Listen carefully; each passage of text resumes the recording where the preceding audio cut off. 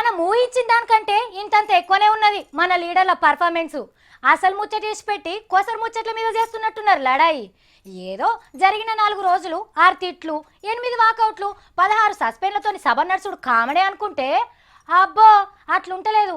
కథ ఏటో తిరిగేటట్టే కొడుతున్నది. పొద్దుగాల మండలీల సభ సురువుగానే పెద్ద మనుషులు కూర్చునే కుర్చీలు మంచిగా లేవని షేయి గుర్తు లీడర్ షబ్బీర్ అలీ సార్ అనకొచ్చిండు. దాంతో అసెంబ్లీలో ఉన్నట్టు కొంచెం front and back pushing chairs కూడా దయచేసి ఇప్పియండి అధ్యక్ష. ఇంకా పార్టీ వైజ్ సీట్స్ అలాట్ చేయకుండా ఎవడు పడితే ఎక్కడంటే అక్కడ కూర్చోవాలంటే సీట్స్ వైజ్గా పార్టీ వైజ్గా సీట్స్ అలాట్ చేస్తే బాగుంటుంది. పెద్ద మనుషుల ముచ్చటిట్లున్నదా? ఇక అసెంబ్లీల సభలు షాల్గానే ఎస్సీ ఎస్టీలను చక్కగా చూస్తలేరని సైకిల్ పాటోళ్ళు స్పీకర్ కుర్చీ ముంగట్టుకొని లొలిపెట్టిండ్రు.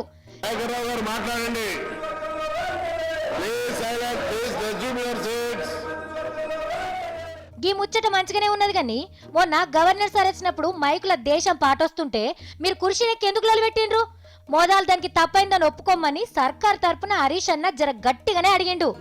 ఎర్రబెల్లి తమ్ముళ్ళు మాకేం ఖర్చు పట్టింది అన్నట్టుగానే చేసిండ్రు. ఇక ఇల్లుంటే సభ సక్కగా నడవదని అసెంబ్లీ దినాలు ఒడిచిపోయేదాకా లోపటికి రానియద్దని హరీష్ రావు సార్ కాగితాలు చదివిండు. స్పీకర్ సార్ ఓకే అన్నాడు. శ్రీ ఎర్రబెల్లి దయాకర్ రావు గారు, ఏ గాంధీ గారు, ఎం గోపీనాథ్ గారు, ఎం కృష్ణారావు గారు, పి ప్రకాష్ గౌడ్ గారు, ఎస్ రాజేందర్ రెడ్డి గారు, ఏ రేవంత్ రెడ్డి గారు, చంద్ర వెంకట వీరయ్య గారు, కేపీ వివేకానంద్ గారు, జి సాయన్న గారు. మరి చెయ్యి గుర్తు మనిషి సంపత్ కుమార్ కూడా గట్లనే చేసిండు. ఆయన సంగతి ఏంటని సర్కార్ వాళ్ళు మళ్ళొకటి ముంగటేసిండ్రు. మేం టీడీపీల లెక్క కాదు, మా సంపత్ సారే చెప్తాడు అని జానారెడ్డి సార్ అనగానే చెప్పల్నా వద్దా అనుకుంటేనే ఆఖరికి తప్పైంది అన్నాడు పాలమూరు సంపత్ సారు. క్షమించమని కోరుతా ఉన్నా, ఇటువంటి దేశంలో ఉన్నవాడిని కాదు నేను. మరి టీడీపీలు అందరినీ బయటికి పంపితే ఎట్లా? మళ్ళోపరి ఆలోచన చేయమని జానారెడ్డి సారు పువ్వు గుర్తు లక్ష్మణ సారు సర్కార్ని ఘోరంగానే సీఎం సార్ లేచి 4 రోజులు పోయిన తర్వాత ఆలోచిద్దాం, వారం పోయిన తర్వాత ఆలోచిద్దాం. ఇప్పుడైనా కుంపలాంటి అధ్యక్ష. కాబట్టి దయచేసి మీ wanted to be very tough, ఇటువంటి వ్యవహారాలు సహించం. ఇక ఇది ఈడు కొడిచిపోయినట్టే అనిపించింది కానీ అంతల్నే పువ్వు గుర్తు లక్ష్మణ ఇగో గిట్లా అన్నాడు.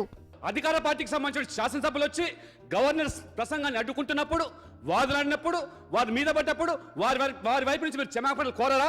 ఇక అటెన్క గవర్నర్ సార్ చదివిన పాఠం మీద మాట్లాడుకుందామని speaker sir కోరిండు.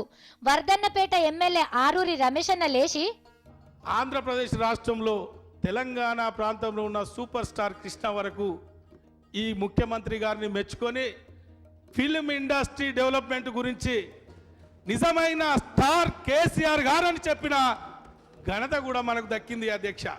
Aleru MLA సునీతక్కకు మైకియంగానే Yadagiri గుట్టని Yadadri చేసిన సీఎం సార్ని గుట్ట మీద కూసబెట్టింది. ఆయన యుగ పురుషుడట. ఎస్, యుగ పురుషుడే అధ్యక్ష.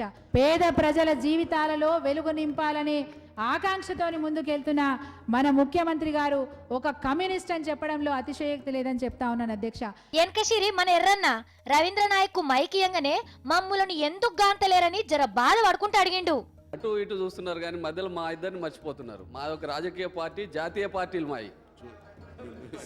సంఖ్యాపరంగా ఒక్కరం ఉన్నా మేము జాతీయ పార్టీ. ఇక ఇలా మాట్లాడింది చాలని అందరిని ఇంటికి తోలిండు పెద్ద కుర్చీలో కూర్చున్న స్పీకర్ సారు.